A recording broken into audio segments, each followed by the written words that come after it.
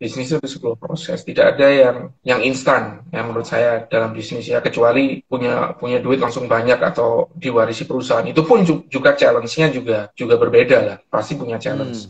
Cuman pada kita memulai bisnis dari awal itu memang buat saya challenge-nya lumayan banyak pada saat itu.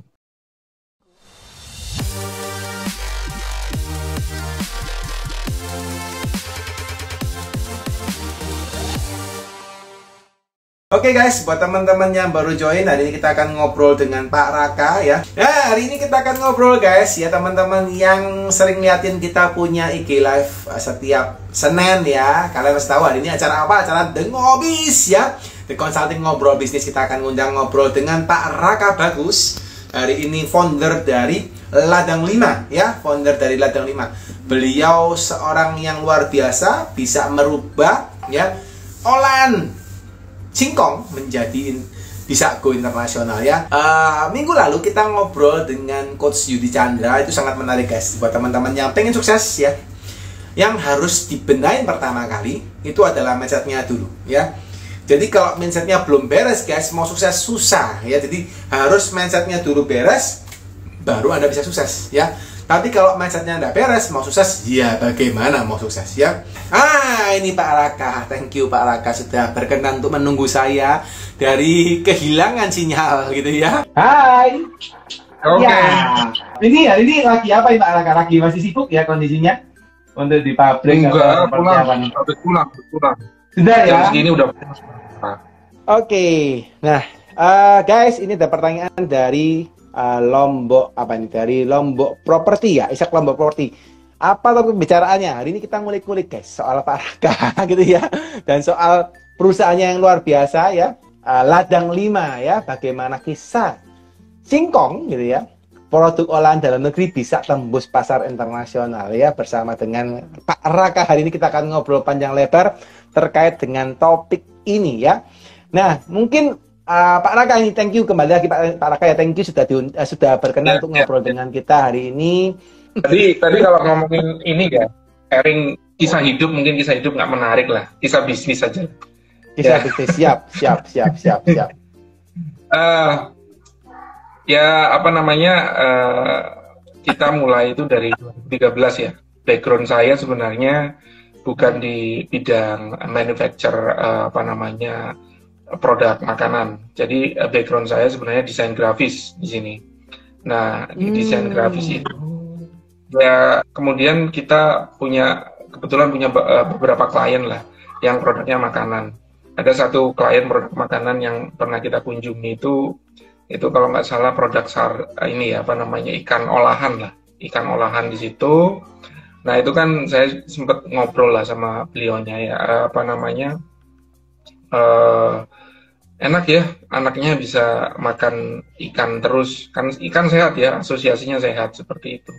Tapi beliau ngomong, oh ya saya sih ngasihnya nggak sering-sering, mungkin cuma sebulan sekali seperti itu. Nah, dari situ saya mikir aja dalam hati, memang produk-produk makanan di Indonesia itu kan banyak ya macamnya ya, dan memang segmen terbesarnya itu adalah segmen yang di middle low lah ya. Karena kalau kita ngomong piramida marketnya itu yang paling gede kan yang di paling bawah itu ya. Jadi sehingga banyak produk-produk makanan yang memang menyasar segmen di sana, sehingga produk makanannya itu memang cukup affordable lah, murah dan terjangkau untuk segmen seperti mereka. Yang akhirnya memang banyak hal yang mereka kurangi di sana. Dalam artian begini, kalau menarik cerita yang tadi saya sampaikan, kenapa nih produsen makanan sehat ikan yang asosiasinya sehat itu hanya memberikan produknya sekali dalam sebulan kepada anak-anaknya. Ya itu aja yang saya berpikir, apakah ada ingredient lain yang kurang baik untuk dikonsumsi terus-menerus atau bagaimana? Itu saya juga kurang paham, karena pada saat itu saya cuman diminta untuk data lebih dan jadi udah dari situ angkat punya idealisme, seandainya nanti punya bisnis makanan, ya saya bikin makanan yang aman gitu loh. nggak cuman aman, juga harus sehat, sehingga anak saya makan pun ya udah makan aja tiap hari, nggak ada masalah gitu loh, karena saya tahu apa yang ada di dalamnya. Jadi apa namanya, tidak kita memproduksi sesuatu yang masif, tapi kita sendiri juga apa namanya melarang anak kita untuk makan terlalu sering seperti itu. Ya udah, akhirnya lahirlah Ladang 5. Itu semua apa namanya dari inilah nekat sebenarnya. Ya berangkatnya dari idealisme itu tadi. Dan kita belajarnya banyak trial and error ya. Trial and error sekali ya, karena saya tidak punya background di sana. Akhirnya ya semua belajar lah semuanya. Ya mulai dari dibohongi supplier, dibohongi vendor dan lain sebagainya, itu macam-macam lah. Itu apa namanya kisah proses bisnisnya. Tapi itu saya bersyukur bisa melalui itu. Kenapa? Karena kalau tidak melalui itu mungkin saya nggak bisa cerita seperti ini di sini. Itu yang pertama. Kedua, kalau kita nggak melalui itu ya kita nggak tahu gitu loh. Kita nggak, istilahnya nggak naik level gitu loh. Kadang-kadang bisnis itu adalah sebuah proses. Tidak ada yang instan ya menurut saya dalam bisnis ya, kecuali punya duit langsung banyak atau diwarisi perusahaan. Itu pun juga challenge-nya juga berbeda lah. Pasti punya challenge. Cuman pada kita memulai bisnis dari awal itu memang buat saya challenge-nya lumayan banyak pada saat itu. Nah, di challenge itu kalau kita bisa melewati itu ya artinya kita udah punya experience lebih, dan kita udah naik level lah istilahnya. Karena di dalam bisnis itu ada levelnya. Jadi pada saat awal kita mulai itu masalahnya yang paling besar adalah pemasaran ya, seperti itu. Walaupun pemasaran itu akan selalu jadi masalah seterusnya memang. Tetapi pelan-pelan masalah itu akan nambah gitu loh. Selain masalah pemasaran, nanti akan ada masalah SDM, nanti akan ada masalah finance, akan ada masalah operation dan lain sebagainya, ya kan. Nah, ini yang saya alami sekarang adalah masalah itu udah semakin besar memang, semakin bermacam-macam lah, Cuman memang itu adalah syarat sebuah bisnis itu bisa tumbuh gitu loh ya. Nah, kita sebagai CEO ya mau nggak mau memang ini ya harus membuat beberapa keputusan yang kadang-kadang juga nggak menyenangkan banyak orang ya, karena kompleksitas dari masalah tersebut. Tapi spirit kita adalah perusahaan ini harus tumbuh gitu loh, dan itu yang selalu kita komunikasikan ke internal seperti itu. Dan itu selalu kita berikan dalam artian setiap tahun mereka akan selalu melihat perubahannya. Dan kadang-kadang perubahannya itu berjalan sangat cepat, mungkin 3 bulan, 6 bulan, itu mereka melihat perubahan tempat lah, perubahan SOP lah, perubahan struktur organisasi dan lain sebagainya. Ya, nah itu memang teman-teman di dalam itu banyak sekali yang melihat kenapa ya perubahannya kok cepat sekali ya. Memang kadang perubahan itu diperlukan untuk kita bisa tumbuh dengan cepat juga. Nah, buat perusahaan-perusahaan yang masih berkembang itu, kita tuh selalu mencari pola yang paling pas buat kita tuh apa. Nah, kadang dalam mencari pola itu pasti ada yang tidak nyaman di situ. Ya itu wajar lah. Itu wajar. Tapi itu yang harus dilakukan sebagai founder atau CEO. Seperti itu sih mungkin. Nice. Jadi mungkin tadi saya jelaskan sedikit ya. Jadi Ladang 5 itu adalah produk makanan berbasis singkong ya, yang semua produk makanan yang kita hasilkan itu bahan baku dasarnya adalah tepung singkong gitu loh. Jadi awal kita itu bikin tepung singkong, kemudian setelah dari situ kita bikin produk turunan. Sekarang kita punya sekitar 23 jenis produk. Mulai dari cookies, 23 jenis produk ya Pak ya? Ya, seperti itu garis besar. Nice, nice, nice. Berarti ini kalau kita boleh kulik dikit ladang 5 ini, sambil teman-teman biar ngerti ya gitu ya. Mungkin siapa sih ladang 5? Tapi saya yakin dan percaya banyak lah yang udah tahu ladang 5 ya. Anda searching aja di Google ladang 5 udah kelihatan banyak lah ya guys. Ya.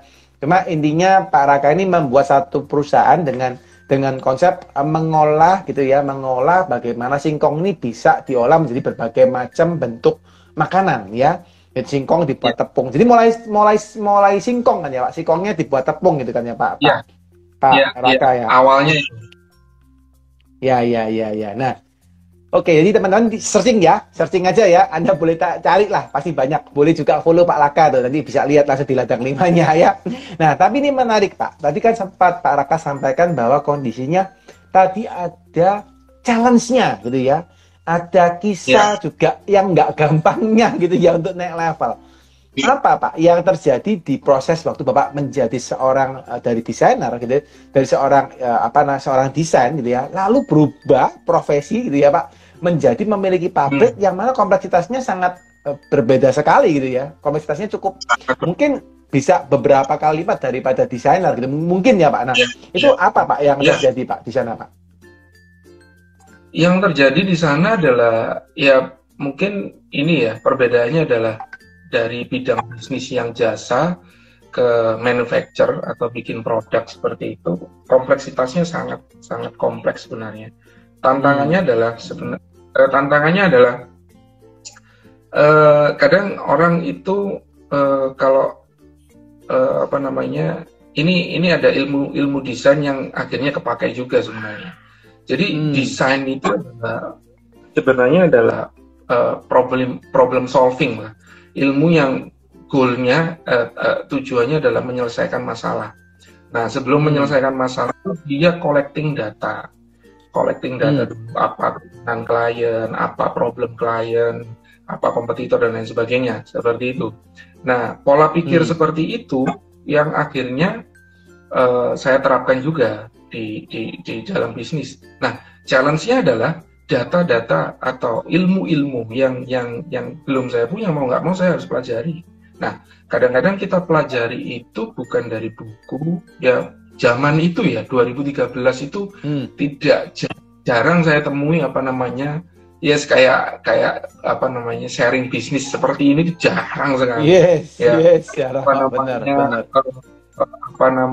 Zaman itu konsultan bisnis atau mentor-mentor yang turun gunung itu jarang sekali. Jadi akhirnya ya kita trial and error gitu loh. Nah, pada saat trial and error memang namanya juga trial, kemudian pasti error. Ya, sebagian besar itu pasti error soalnya. Nah, pada saat error atau gagal itu gimana kita bisa bangkit dari sana? Sebenarnya itu sih. Ya, challenge-nya di sana. Challenge-nya sebenarnya diri kita sendiri. Kita tahu, oh ini gagal nih. Ya kita pada saat menemukan kegagalan seperti itu, kita tuh bisa punya 1001 macam alasan ya. Yang akan kita sampaikan sama teman-teman kita sendiri, saudara, keluarga.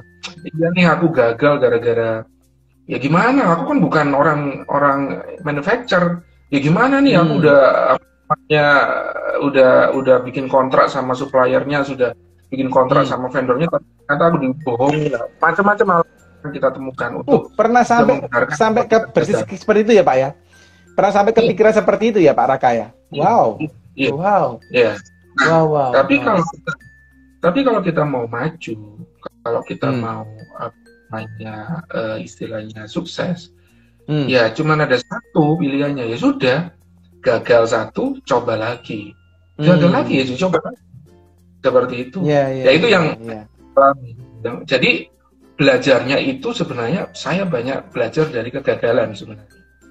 Nah, itu ya setiap entrepreneur pasti punya prosesnya sendiri-sendiri ya. Pasti ada yang jauh lebih berat dari saya. Ada yang lebih gampang dari saya, bisa jadi ada. Seperti itu. Jadi semua punya kadarnya sendiri-sendiri. Kadarnya dari entrepreneur pasti punya sendiri. Ya itu sih challenge saya di sana. Yes. Menarik ya Pak. Sampai tadi kan kalau Bapak sempat sampaikan bahwa sampai sempat kepikir, wah ini kok saya ini bukan dari manufaktur gitu atau apa.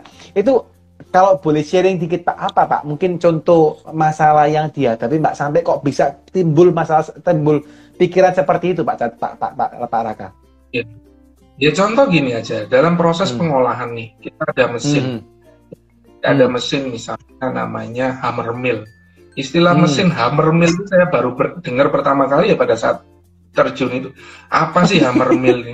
Oh, hammer ya tahu hammer, apa namanya palu. Oh, mill itu menggiling. Oh, menggiling dengan proses pukul. Ya kan? Karena di dalamnya itu ada besi-besi pemukul di situ. Oh, itu hammer mill. Oh, hammer mill itu outputnya itu nanti seperti apa nih? Dibandingkan misalnya ada mesin namanya disc mill. Nah, kita belajar proses kerja mesin. Oh, disc mill itu akan menghasilkan produk seperti ini. Hammer mill akan menghasilkan produk seperti ini. Mana nih mesin yang tepat untuk produk kita? Nah, karena kita nggak tahu, ya akhirnya coba. Oh, dibilangi sama temen, sama kenalan. Oh, pakai hammer mill aja. Udah pakai hammer mill. Oh, ternyata kok outputnya nggak sesuai ya. Akhirnya pakai disc mill, ya kan? Pakai disc mill dapat apa namanya produknya dapat bagus, tapi nggak produktif misalnya. Costnya tinggi jadinya. Nah, dari situlah kita akhirnya gimana nih meramunya, bagaimana menggunakan mesin dan lain sebagainya. Akhirnya ya saya belajar ya sedikit teknis, saya juga nggak ahli di sana. Cuman akhirnya belajar cara kerja seperti ini begini, outputnya seperti ini, belajar mengenai bahan-bahan ini spare part mesinnya dan lain sebagainya, mengatur layout mesin yang efisien seperti apa. Mengatur layout orang yang efisien seperti apa, seperti itu sih ya. Banyak hal sekali, tapi saya menikmati. Tapi kalau disuruh ngulangi saya nggak mau. Sudah pusing ya Pak ya, jangan ulang lagi ya Pak. Kalau udah selesai kita ngelanjutin yang lain gitu ya. Benar. Iya, menarik ya Pak. Nah Pak, kalau tadi ngomong soal hammer mill, soal disc mill gitu ya, berarti kan itu investasi ya Pak, sudah keluar uang untuk beli mesin ternyata salah bisa gitu, atau kurang efektif gitu ya Pak. Terus gimana tuh Pak seperti itu? Nah, ini yang menarik nih ya. Jadi kita sebagai seorang entrepreneur itu kadang-kadang pada saat awal ya, kita itu memutuskan sesuatu itu sangat emosional. Berdasarkan ya udah nggak apa-apa, beli aja, kita coba. Nah, udah dicoba gagal, nggak apa-apa, kita coba lagi misalnya seperti itu. Nah, itu sebenarnya banyak hal yang kita bisa kolek dari kegagalan itu. Salah satunya adalah data ya. Data misalnya harga mesinnya berapa sih ya, kapasitas produksi berapa sih, kemudian kalau kita saat modifikasi itu berapa sih ya kan. Kemudian nanti dari output itu kita hitung nih, dari kapasitas yang kita punya itu nanti kita bisa produksi dalam 1 minggu berapa, 1 bulan berapa. Kalau kita beli bahan bakunya untuk kapasitas mesin ini berapa, harga jualnya berapa dan lain sebagainya. Nah, saya pada saat itu sangat memutuskannya dengan menggunakan ini ya, bukan marah, bukan emosi, bukan marah, tapi secara emosional keputusannya, tidak berdasarkan data, tidak berdasarkan hitung-hitungan keuangan, gitu loh. Jadi memang awal-awal itu banyak sekali yang akhirnya kita cukup istilahnya bahasa sekarangnya itu boncos lah atau rugi lah. Ya. Kenapa? Karena investasi di depan kita nggak hitung-hitungan nih, kita nggak ada perhitungan sama sekali. Pokoknya jalan aja dulu lah. Ada duit berapa itu pakai sampai akhirnya benar-benar minus, benar-benar kita nggak bisa ngapa-ngapain pada saat itu. Nah, sampai nggak bisa ngapa-ngapain ya Pak ya? Kita udah 2 kali sebenarnya, 2 kali apa ya, bisa dibilang 2 kali bangkrut ya sebenarnya. Ya, maksudnya tapi gimana Pak? 2 kali bangkrut tuh Pak? 2 kali bangkrut. Yang pertama itu karena cash keuangan kita minus, cash flow kita nggak ada, kita bisa bayar orang. Akhirnya kita suntikkan lagi di sana. Yang kedua juga gagal karena hanya fokus di produk tepung. Ya, saya belum punya produk tepungan pada saat itu. Yang kedua gagal itu sama. sama juga kita tidak bisa bayar orang, tidak ada cash, cuman ada persediaan pada saat itu, tepung itu sendiri. Nah, persediaan tepung itu yang akhirnya kita olah jadi produk turunan. Nah, karena nggak punya duit ya kita maklun. Ya, punya duit kita maklun. Nah, dari maklun itu baru duitnya mutar. Baru kita seperti itu. Nah, itu adalah kesalahan yang harusnya tidak dilakukan sama entrepreneur di awal, adalah tidak memahami finance. Yes. Tidak punya pencatatan accounting yang tepat. Kenapa? Karena kita itu sebenarnya harus banyak mengambil keputusan dari data, di nilai namanya di balance sheet kita, di laporan keuangan seperti itu. Kita baru ambil keputusan di sana. Jadi nggak berdasarkan emosional aja gitu. Datanya juga harus ada. Apakah keputusan-keputusan emosional atau keputusan-keputusan yang berdasarkan feeling itu ada yang berhasil? Ada. Tapi alangkah lebih baiknya itu didukung dengan data seperti itu. Kalau kita dukung dengan data, akhirnya keputusan yang kita ambil itu resikonya lebih minimal seperti itu. Ya kita sedih lah kita. Cuman saya nggak tahu kenapa ya pada saat itu, pada saat kondisi seperti itu, saya cuman merasa bahwa ini harus berhasil, ini harus jalan karena ini adalah future. Ya, produk makanan sehat itu future. Pada saat saya ngomongin gluten free di tahun itu nggak ada yang paham karena kita itu punya punya keyakinan ya, kita punya why ya, kalau tahu istilah why, kita punya why yang cukup kuat gitu loh, bahwa memang kita pengen bikin produk yang bermanfaat, ya kan. Nah, kita nggak sekedar bisnis yang cuman akhirnya cari untung doang gitu.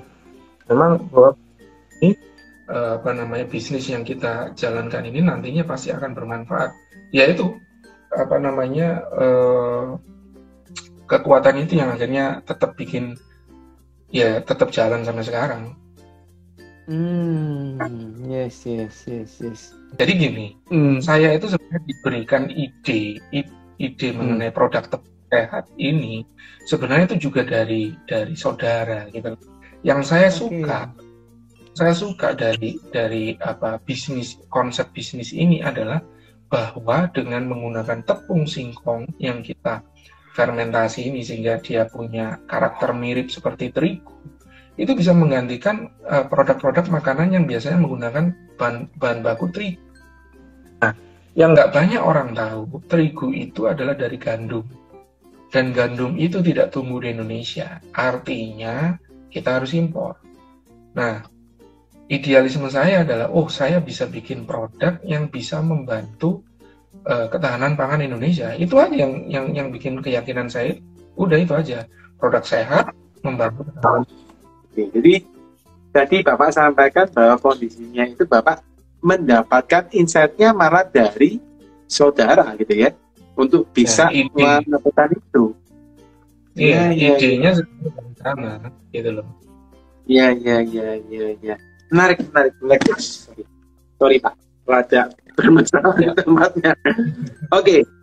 Ini tempatnya dadakan soalnya pindah tempat Pak, karena sinyalnya kurang bagus. Kurang pas nih. Nah, ini Pak, nyambung yang tadi ya Pak. Kalau Pak Raka sempat sampaikan bahwa kondisinya oke nih, kondisinya sekarang saya udah masuk ke dunia ini gitu ya.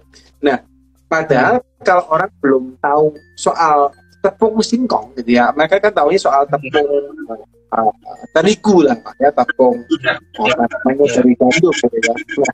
Nah, apa Pak yang terjadi? Apakah bisa langsung kondisinya masyarakat itu bisa langsung berubah menjadi tepung singkong, olahan singkong itu happy, atau apa nih Pak yang dilakukan oleh Radar 5 Pak Raka gitu Pak?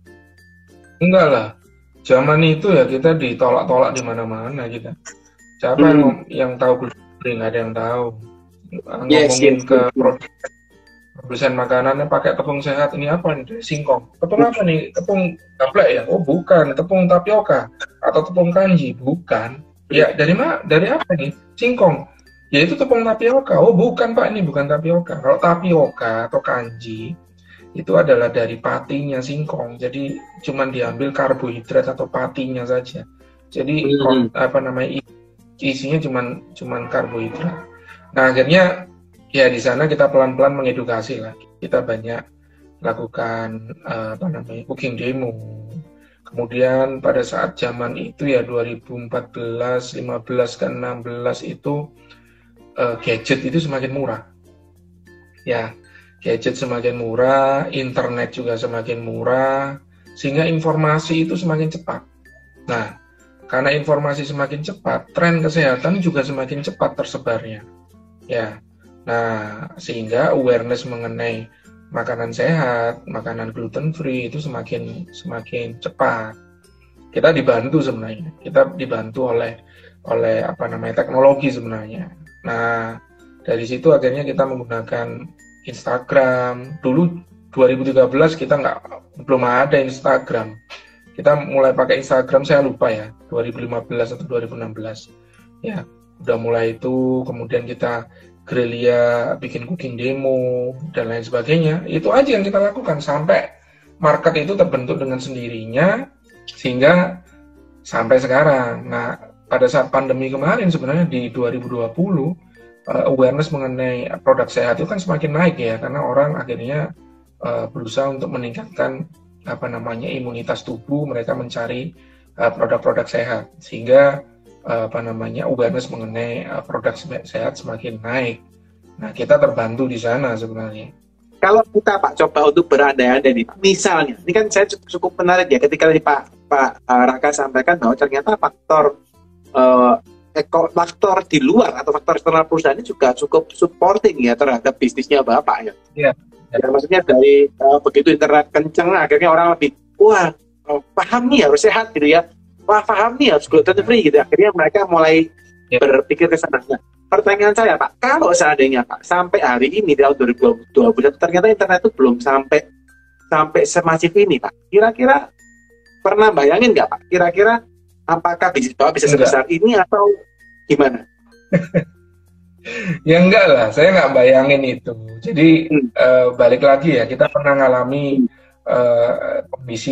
kondisi yang sangat di bawah pada saat itu ya. Jadi kondisi kalau apa namanya, misalnya internet masih sama, atau pandemi ini tidak ada, atau apa namanya, awareness mengenai kesehatan itu tidak naik, ya yang jelas sih kita masih tetap jalan ya harusnya ya, karena kita punya apa namanya, keyakinan di sana ya. Karena balik lagi, bisnis itu kalau tidak punya impact atau tidak merubah orang lain, itu susah sebenarnya berkembangnya, gitu loh, ya kan. Jadi kalau kita menawarkan perubahan, kita menawarkan impact di dalam bisnis itu, uangnya akan ikut kok. Ya, gitu loh. Ya, uangnya akan ikut kok. Seperti yang dibuat Amazon, misalnya apa namanya, Apple lah, dibuat sama Tesla dan sebagainya. Itu kan mereka merubah, ya. Mereka itu melakukan perubahan yang punya impact yang sangat besar gitu.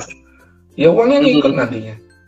Tapi kalau kita sekedar bikin bisnis ya, oh lagi tren apa nih? Oh jualan ini, jualan. Oh lagi bikin restoran apa yang lagi tren? Bikin. Terus lagi apa nih? Main saham. Ya akhirnya tidak punya apa ya?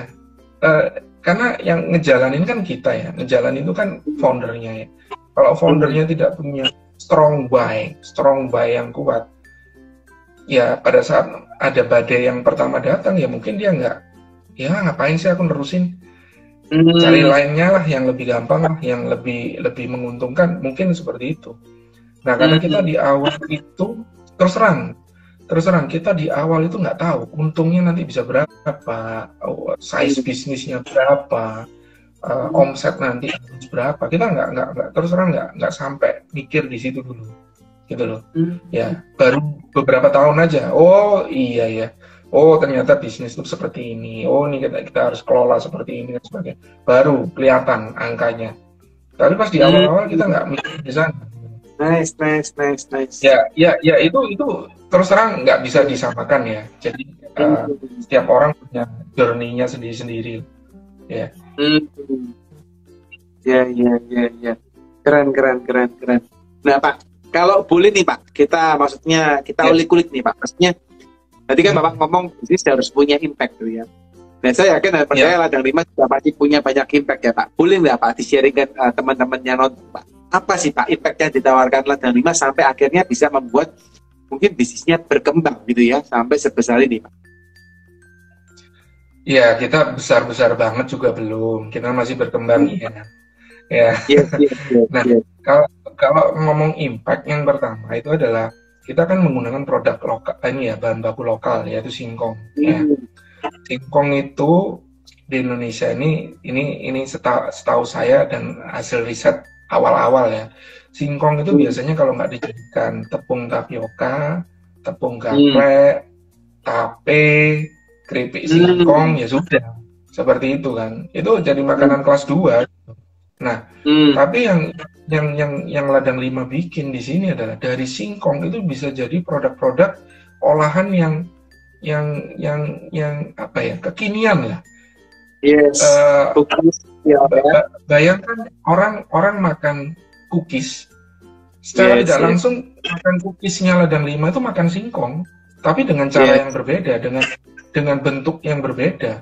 Tapi pada saat orang ayo dong misalnya nih pemerintah ngomong ayo banyakin makan ini umbi-umbian, tapi yang disodorkan akhirnya singkong goreng lah, singkong rebus lah, itu kan akhirnya untuk generasi zaman now ya nggak cocok gitu loh. Tapi pada saat singkong itu kita rubah jadi pasta nih, makaroni, jadi spaghetti, jadi noodle, ya mereka akan dengan senang hati memakannya, padahal mereka itu sebenarnya makan singkong, tapi dengan bentuk yang berbeda, seperti itu. Nah, itu salah satu impact dari bahan baku ya. Kemudian produk yang kita tawarkan juga kita memberikan benefit sehat lah. Jadi produk yang kita buat itu memang punya benefit sehat untuk konsumen, seperti itu. Sehingga mereka memakan produk kita itu merasa aman, merasa punya impact terhadap kesehatan mereka, terutama untuk anak-anak mereka, keluarga dan sebagainya, seperti itu. Ya, itu beberapa impact. Nice. Anyway guys, saya endorse dikit gitu kali ya. Anyway, terakhir waktu kita ketemu Pak, waktu di itu kantor Bapak waktu itu, kan saya pulang beberapa minggu setelah itu, istri saya kan pas itu lagi hamil gitu ya.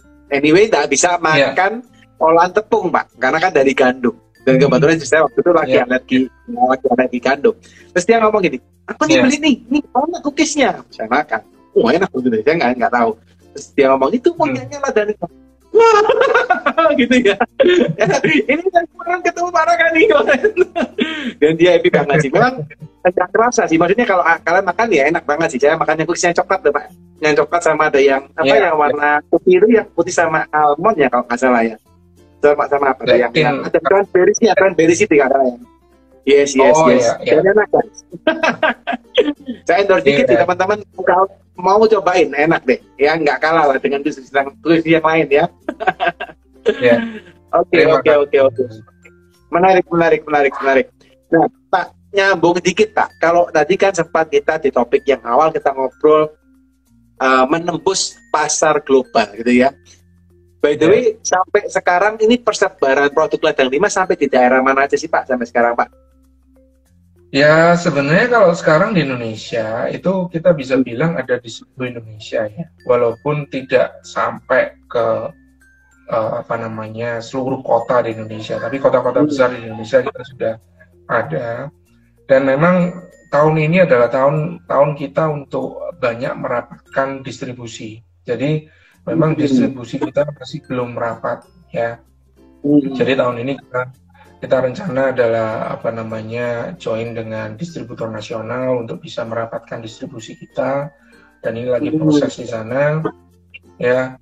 Dan kalau dari judul nih ya, sebenarnya ini judulnya kan harus ini ya, menggugah orang ya, ekspor dan lain sebagainya. Nah, itu sebenarnya saya juga nggak menyarankan ya untuk yang awal-awal berbisnis langsung targetnya adalah ekspor.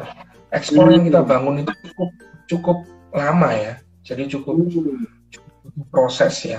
Jadi jangan jadikan itu adalah tujuan, karena itu sempat istilahnya menjatuhkan kita juga karena kita bertujuan di sana, gitu loh.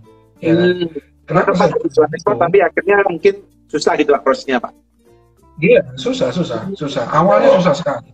Nah, makanya daripada kita fokus di sana, market dalam negeri itu masih besar sekali. Jadi kita harusnya fokus kepada market dalam negeri yang masih besar, gitu loh. Nah, kalau ekspor yang kita lakukan sekarang ya memang hasil dari proses yang kita lakukan bertahun-tahun sebelumnya, gitu loh, ya kan. Kalau kita ekspor ya kita mungkin ya cukup berbangga lah, produk kita ada di US, ada di Australia, ada di Filipina, seperti itu. Yang rutin sekarang ngambil produk kita di Filipina sama US sebenarnya, seperti itu. Nice. Boleh nggak Pak di-share Pak, susahnya untuk tembus pasar ekspor seperti apa Pak Raka? Suka dukanya atau gimana? Susahnya kan Pak. Ya, susahnya begini ya. Kalau dalam apalagi produk makanan ya, produk makanan itu kan punya standar setiap negara kan punya standar yang berbeda-beda ya. Jadi pada saat kita harus mengikuti standar internasional, contohnya HACCP nih ya. HACCP itu adalah sebuah standar yang harus dipunyai sama industri makanan bila ingin masuk misalnya ke US, ke Eropa, seperti itu. Nah, kalau produsen itu tidak punya budget untuk mengikuti standar tersebut, ya apa namanya, ngapain gitu loh, ya kan? Ngapain kita menghabiskan budget kita di sana hanya untuk ngikutin standar itu agar kita masuk ke pasar Eropa Amerika nih misalnya, yang dimana pasar tersebut belum tentu akan menguntungkan buat kita, gitu loh. Nah, ya kan, artinya kan kalau kita mau memasarkan produk ke sana kita harus punya standarisasi dulu. Nah, kalau mau punya standarisasi berarti kita harus invest dulu di depan senilai berapa untuk bisa punya standar seperti itu. Nah, padahal market dalam negeri masih besar, gitu loh. Nah, ini masalah fokus saja. Tapi pada saat nanti kita pelan-pelan sudah bisa punya standar itu, ya silakan ikuti pameran di luar negeri. Ya, nanti kemudian kirim email, kirim sampel dan lain sebagainya. Ya, kita udah beberapa kali ikut pameran di luar negeri juga belum tentu dapat buyer kok, gitu loh. Jadi beberapa buyer kita itu kadang ada yang sampai hampir 1 tahun lebih baru dia beli, gitu loh. Ya. Setahun lebih Pak. Iya, baru beli. Ada juga yang paling cuma 3 bulan dia sudah order 3 bulan baru ketemu, setelah 3 bulan order. Ada yang seperti itu. Nah, makanya ini kan kita harus building trust lah. Karena kan perdagangan internasional, perdagangan ekspor. Nah, kita building trust dengan buyer kita, dan kita juga nggak sembarangan nih cari buyer. Kalau dia nggak mau bayar di Jepang, nggak mau juga gitu loh, ya kan? Nah, itu tricky-nya di sana gitu loh, dan juga belajar mengenai syarat-syarat ekspor seperti apa. Itu suka dukanya di sana. Jadi ya saran saya sih nggak apa-apa ekspor itu mulai dikembangkan, tapi jangan dijadikan fokus karena market dalam negeri masih sangat besar sekali. Setelah itu silakan lah, mau ekspor silakan aja. Ya. Tapi minimal yang lokal sendiri harus minimal kakinya rada kuat ya Pak ya, belum maksudnya baru baru jambung langsung ekspor, gimana caranya kalau kakinya sendiri belum kuat gitu ya Pak Rakan ya? Ya, kecuali memang perusahaan itu punya cukup cash ya, yang memang sudah difokuskan kita harus tembus ekspor, silakan. memang produk itu dibutuhkan memang apa namanya dibutuhkan di luar negeri untuk ekspor, silakan nggak apa-apa gitu loh. Tapi kalau kita belum tahu marketnya seperti apa, buyer-nya seperti apa, ya mending kita lihat yang jelas di depan mata aja lah. Yes. 7 tahun ini jangan terlalu bangga dengan ekspor lah. Jadi harus dipikirkan matang-matang ya Pak ya, harus dipikirkan matang-matang ya. Yes. Karena investasi, ekspor itu investasi. Kalau boleh di-sharing dikit ini kalau boleh ya Pak ya, di-sharing secara value gitu Pak. Kira-kira kalau misalnya teman-teman itu mau ekspor gitu Pak ya, kira-kira berapa sih yang mungkin mereka harus persiapkan budget untuk mereka bisa ekspor Pak? Budget untuk apa nih? Budget misalnya untuk HCPP misalnya dia, apalagi misalnya untuk distribusi gitu ya, untuk stok barang atau apa-apa itu mungkin, atau untuk kita pergi keluar untuk pameran. Ada nggak sih Pak yang perlu mereka kumpulkan Mas kira-kira? Ya, yang pertama itu adalah ini ya, kita harus sering ikut pameran ya. Jadi biasanya KJRI itu kan biasanya mengadakan pameran. Cuman kita biasanya hanya disupport sampai di sana ya, di booth-nya aja. Booth-nya memang sudah disewa oleh pihak KJRI, konsulat di sana. Terus akhirnya, tapi tetap kita datangnya mandiri, biayanya mandiri gitu loh. Mandiri ya Pak ya. Ya, nah seperti itu kan ya harus kuat aja. Kuat itu dalam artian ya nggak gampang menyerah aja. Nanti dari pameran 1 ke pameran 2, ke 3, ke 4 seperti itu kita kumpulin lah itu apa namanya, kan pasti banyak kenalan di sana. Kita email lagi, kita ajak komunikasi lagi. Ya kita nggak bisa berharap bulan depan mereka order, nggak bisa. Tapi kita istilahnya mulai memupuk lah. Kita udah mulai memupuk di sana.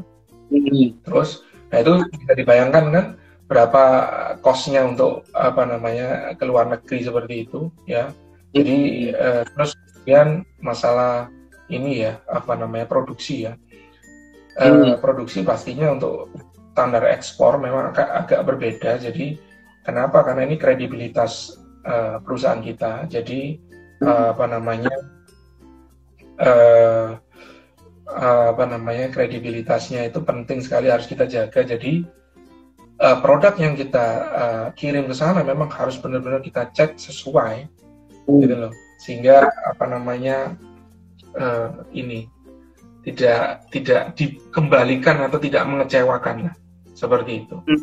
Ya. Tapi ini ilmunya menarik ya guys, sempat sampaikan sama Mas Bagus ya Pak Raka ya, kondisinya apa yang harus kalian pikirkan gitu ya. Jadi ekspor belum tentu menjadi salah satu hal yang utama, tapi kalau seandainya Anda mau ekspor, ya minimal harus dipikirin ya, dari produknya juga berbeda, perizinan ya, waktu kalian pergi ke sana pun meskipun difasilitasin sama ini ya apa namanya pemerintah juga ini ya fasilitas untuk bisa ekspor keluar, tapi berangkatnya sendiri ya gitu, itu juga budget lagi, belum lagi untuk produknya, distribusinya, produk yang harus dikip berapa banyak, ya ini juga perlu dipikirin. Nice. Mas, kira-kira Raka nih, kira-kira selama 7 tahun terakhir ini Pak, 7 tahun terakhir ini, siapa yang orang atau siapa pribadi gitu ya yang paling berpengaruh buat Bapak kira-kira Pak selama 7 tahun ini Pak? Paling berpengaruh kalau dari sisi orang mungkin partner saya ya. Jadi saya kebetulan berpartner sama istri saya ya. Jadi teman bertengkar, teman diskusi ya. Wah itu macam-macam lah di sana ya. Jadi ya itu pun saya mencoba menginstal istilahnya apa namanya why saya ke dia cukup butuh waktu lah ya kan. Tapi akhirnya ya udah, jadi sudah inilah satu irama, walaupun pasti namanya apa namanya orang kan nggak sama ya, jadi punya cara yang berbeda-beda, tapi walaupun goalnya sama, seperti itu. Itu kalau dari orang ya. Kalau dari proses itu adalah, balik lagi saya ulangi, saya beruntung sekali banyak diberikan istilahnya apa ya, cobaan lah, kegagalan, cobaan lah, atau apapun lah itu ya, ketidakberuntungan lah ya, karena menurut saya itu adalah sebuah keberuntungan ya, gitu loh. Karena kadang kalau kita nggak mengalami itu kita nggak dapat ilmunya kok, nggak dapat ilmunya. Iya, seperti itu. Dan kalau ditanya kita bisa sampai di sini lebih banyak keberuntungan ya, saya bilang. Jadi bisnis itu juga butuh keberuntungan lah, gitu loh. Wow, karena ini menarik. Iya. Yes. Kalau kita istilahnya nggak hoki ya, misalnya ya, kalau contoh nih, tadi kan ada pertanyaan apa namanya, kalau seandainya internet nggak booming, gadget nggak semakin murah, buat kesehatan nggak semakin tinggi, gimana kita? Ya mungkin kita belum di posisi sekarang gitu loh. Tapi kan itu terjadi, itu juga nggak kita prediksi, ya kan? Ya jadi ya butuh keberuntungan lah. Dan saya bilang ya, apa yang kita lalui sekarang ya unsur keberuntungannya tinggi. Jadi faktor keberuntungan ini juga salah satu hal ya Pak ya, yang Anda kutip gitu ya. Juga bisa mempengaruhi ya. Nice. Ya, ini menarik ya guys. Jadi kalau teman-teman sempat perhatikan statementnya Pak Raka gitu ya, bahwa beliau bersyukur karena beliau mendapatkan sesuatu hal yang tidak mengenakan, ya ibaratnya gagal gitu ya, atau fail, atau mungkin kondisinya kebentrok gitu ya, maksudnya belum ketemu jalan ya. Akhirnya belajar sesuatu dari sana. Dan ini guys yang mindset yang memang hampir semua entrepreneur harus milikin ya. Kalau misalnya kita punya satu fail, ya Pak Alket ngomong ya, trial error ya Pak ya, trial error ya. Ini pasti banyak sekali yang mungkin dari desainer pindah sampai ke pabrik ini kan juga trial mesin, belum lagi kalau misalnya ngomong desain, ngomong SDM udah lain lagi ya Pak ya. Iya. Wah, itu lebih kuat lagi ya.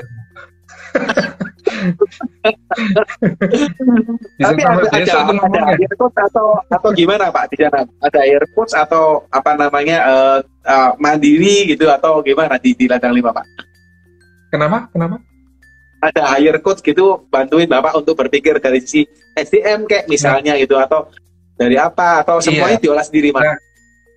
Enggak. Jadi gini, dalam bisnis itu kita itu pasti butuh orang lain atau sebuah ekosistem ya. Nah, kalau kita ngomong orang lain itu adalah orang yang sudah punya pengalaman lebih, ya. Nah, itu kita butuh untuk sharing, kita butuh untuk tanya experience dia gimana. Kenapa? Karena sebenarnya dalam sebuah bisnis itu, kalau kita sebagai CEO ya, kita itu sebenarnya kan harus bisa memutuskan ya, yang mana yang paling pas ya. Bukan mana yang paling bukan mana yang paling benar ya.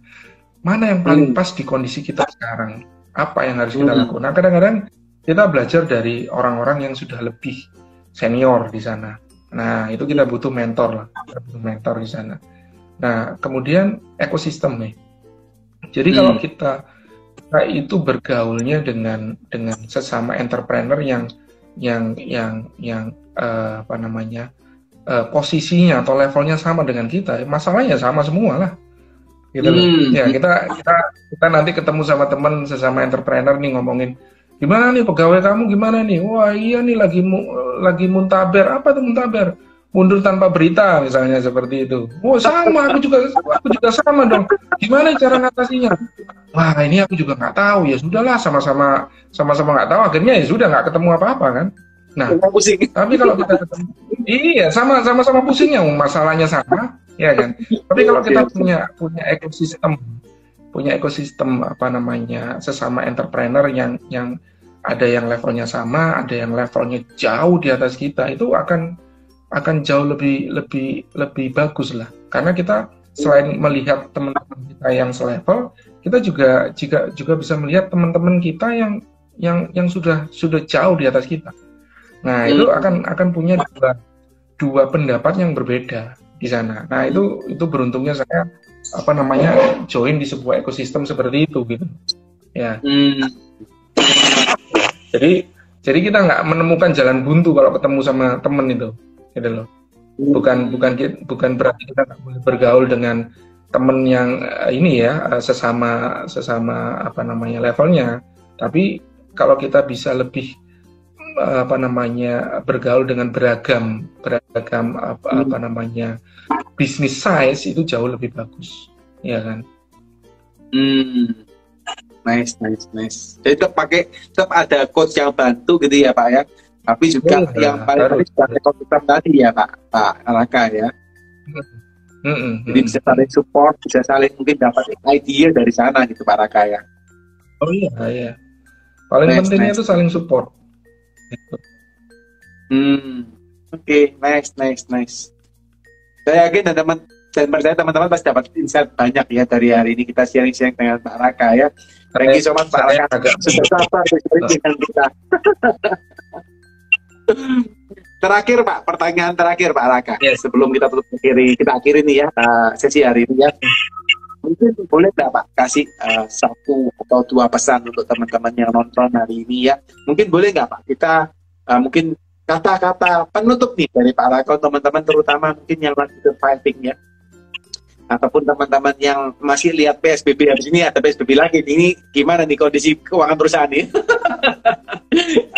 Apa nih Pak yang bisa dikasih saran Pak buat teman-teman Pak kira-kira? Jadi mungkin saya sampaikan ya sama teman-teman yang lagi struggling, atau teman-teman yang lagi fine saja ya, atau teman-teman yang posisinya ada lebih lah dibandingkan teman-teman yang lain. Ya semua itu punya proses masing-masing ya. Jadi entrepreneur itu adalah sebuah journey, sebuah perjalanan yang masing-masing orang punya kemampuan dan prosesnya sendiri-sendiri. Nah, yang jelas dari setiap proses itu kita harus kembali sama diri kita. Apa sih yang sebenarnya dicari di bisnis ini, ya kan? Kalau yang kita cari adalah profit, ya nggak apa-apa, itu pilihan masing-masing. Cuman kalau kita pilihnya profit, mungkin sustainability dari bisnis itu mungkin harus mungkin agak dipertanyakan lah di sana, karena kalau goalnya di profit itu biasanya impactnya mungkin kurang besar lah. Nah, tapi kalau kita cari bisnis yang kita punya ingin punya impact kepada masyarakat, kepada konsumen pada umumnya, ya itu money will follow ya. Jadi uang akan ikut, ya nggak usah khawatir ya. Kenapa? Karena kita ini sudah punya niatan baik di dalam bisnis kita.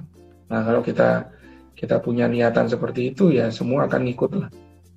Ya nggak cuma uang, orang ya macam-macam lah di sana. Karena kita punya niatan baik seperti itu. Nice, guys. Di garis bawah ya guys, apakah usaha Anda sudah punya impact ya? Ini nice banget ya, satu penutup terakhir dari Pak Raka ya, bahwa teman-teman harus pikirin usaha Anda sudah punya impact apa.